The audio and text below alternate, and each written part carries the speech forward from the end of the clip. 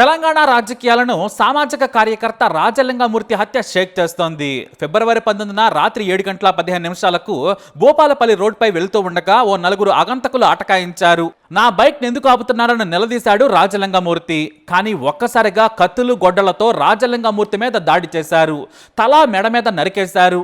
ఆ తర్వాత పొట్టపై యథేచ్ఛగా నరకడంతో పేగులు బయటకొచ్చాయి. ఊపిరి ఆగిపోయాక దొండగులు పారిపోయారు. ఈ హత్య తెలంగాణ పాలిటిక్స్ ను షేక్ చేస్తోంది. ఎందుకంటే ఈ చనిపోయిన రాజలింగమూర్తి సీఎం కేసీఆర్ మీద పోరాడుతున్నాడు.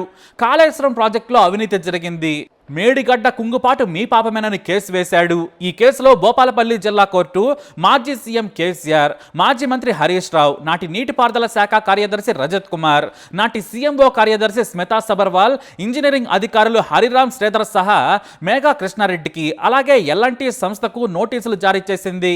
ఈ కేసు ఇంకా నడుస్తూనే ఉంది. అయితే ఆనాటి నుంచే రాజలింగమూర్తి బీఆర్ఎస్ నేతలకు శత్రువయ్యాడు. ఎందుకంటే 1,35,000 కోట్లతో కట్టిన కాళేశ్వరం ప్రాజెక్టులో భారీ అవినీతి చోటు చేసుకుంది. నాణ్యత లేని నిర్మాణం కాబట్టే మేడిగడ్డ కుంగిందని కేసు వేశాడు. ఈ కేసు జిల్లాలో సంచలనం సృష్టించింది. భూపాలపల్లి ప్రాంతంలో రాజలింగమూర్తి బీఆర్ఎస్ నేతలకు కంటి మీద కునుకు లేకుండా చేశాడు. అయితే ఈ కేసు కంటే ముందు కూడా బీఆర్ఎస్ నేతలతో శత్రుత్వం ఉంది.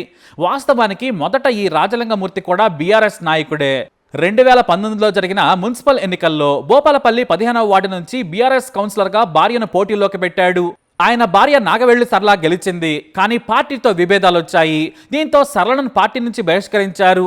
ఆ తర్వాత మాజీ ఎమ్మెల్యే గండ్ర వెంకట రమణారెడ్డి చేసే అవినీతికి వ్యతిరేకంగా పోరాటం మొదలుపెట్టాడు. దీంతో రాజలింగమూర్తి మెల్లిగా నాయకుడిగా ఎదగడం మొదలుపెట్టాడు. అంతేకాదు పలు భూమి కేసుల్లో గండ్ర అనుచరులకు ఈయనకు పడేది కాదు. గండ్ర చేసే భూ సెటిల్మెంట్లు, తగాదాల్లో కూడా ఈ రాజలింగమూర్తి కూడా వెళ్లేవాడనే టాక్ వినిపిస్తోంది. రెండు వర్గాల మధ్య గొడవలు పెరిగాయి. బీఆర్ఎస్ కు వ్యతిరేకంగా రాజలింగమూర్తి పోరాటం మొదలుపెట్టాడు. గండ్ర వర్గానికి మేకులా తయారయ్యాడు. గండ్ర అనుచరులకు రాజలింగమూర్తికి పచ్చగడ్డేస్తే బొగ్గుమనేది. దీంతో రాజలింగమూర్తి మీద పలు కేసులు నమోదయ్యాయి.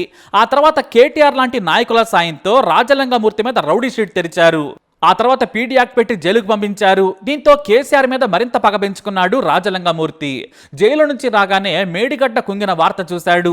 ఆ వెంటనే కాళేశ్వరం అవినీతి మీద కేసు వేశాడు. ఇటు బీఆర్ఎస్ కు వ్యతిరేకంగా పోరాడాడు. అంతేకాదు ఆ పార్టీని గత ఎన్నికల్లో ఓడించేందుకు సర్వశక్తులు ఒడ్డాడు లింగమూర్తి. తన స్థాయి చిన్నదైనా కూడా కేసు వేసి సంచలనం సృష్టించాడు. ఇటు మాజీ ఎమ్మెల్యే గండ్రకు కూడా నిద్ర లేకుండా చేశాడు. ఈ కేసులో తన లాయర్గా సంజీవ్ రెడ్డిని నియమించుకున్నాడు లింగమూర్తి. ఆయన కూడా బాగా వాదించి ఏకంగా కేసీఆర్ సహా హరీష్ రావుకు, ఐఏఎస్లకు, మేఘాకు నోటీసులు ఇచ్చేలా చేశారు. కానీ కొన్నాళ్ల క్రితం ఈ కేసు వాదిస్తున్న సంజీవ్ రెడ్డి అనుమానాస్పదంగా చనిపోయాడు. గుండెపోటుతో లాయర్ చనిపోయాడనే వార్తలు వచ్చాయి.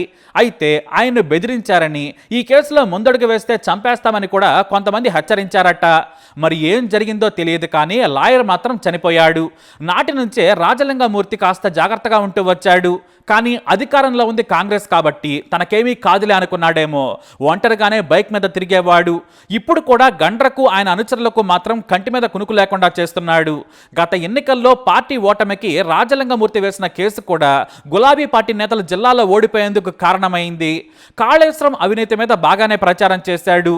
సామాజిక కార్యకర్తగా కూడా గుర్తింపు పొందాడు. నాటి ఎమ్మెల్యే గండ్ర వెంకట రమణారెడ్డి మీద తిరుగుబాటు చేసి సక్సెస్ అయ్యాడు. ఇటు కేసీఆర్, హరీష్ రావులకు కూడా నోటీసులు ఇప్పించి సక్సెస్ అయ్యాడు. అయితే ఇప్పుడు కూడా భూ సెటిల్మెంట్ల విషయంలో గండ్ర వర్గానికి రాజలింగమూర్తికి గొడవలు జరుగుతూ ఉన్నాయి. ఓ భూ వివాదంలో వారికి ఎదురు తిరిగాడు. దీంతో కొంత పరిస్థితులు ఉద్రిక్తంగానే ఉన్నాయి. అయినా తనను చంపుతారో అనే భయం ఏనాడు కూడా రాజలింగమూర్తికి లేదు. కానీ బుధవారం అంటే ఫిబ్రవరి 19 సాయంత్రం 6 గంటల ప్రాంతంలో బైక్ పై ఇంటికి బయలుదేరాడు. మధ్యలో కొంతమంది మిత్రులను కూడా కలిశాడు. రాత్రి 7 గంటల సమయంలో అంబేద్కర్ చౌరస్తా పరిసరాల్లోకి వచ్చాడు. అప్పుడే కొంతమంది ముసుగులు ధరించి రాజలింగమూర్తిని అడ్డుకున్నారు. ఆ వెంటనే అందరూ చూస్తుండగానే కసితీరా నరికేశారు. పేగులు బయటకు వచ్చేటట్లు చంపేశారు. ఆ తర్వాత రాజలింగమూర్తి చనిపోయాడని నిర్ధారించుకుని ఆ నలుగురు హంతకులు పారిపోయారు. దీంతో ఈ వార్త జిల్లాలో సంచలనంగా మారింది. అయితే తన భర్తను మాజీ ఎమ్మెల్యే గండ్ర వెంకటరమణారెడ్డితో పాటు మాజీ సర్పంచి బుర్ర చంద్రయ్య, వార్డు కౌన్సిలర్ కొత్త హరిబాబు కూడా కారణమని రాజలింగమూర్తి భార్య సరళ ఆరోపిస్తున్నారు. అంతేకాదు ఈ హత్య వెనకాల కేసీఆర్, కేటీఆర్ హస్తం కూడా ఉంది. తాము ఏం జరిగినా చూసుకుంటామని హామీ ఇవ్వడం వల్లే మాజీ ఎమ్మెల్యే హత్య చేయించాడని ఆరోపిస్తున్నారామె. ఈ హత్య భూపాలపల్లి పరిసర ప్రాంతాల్లో సంచలనం కలిగించింది.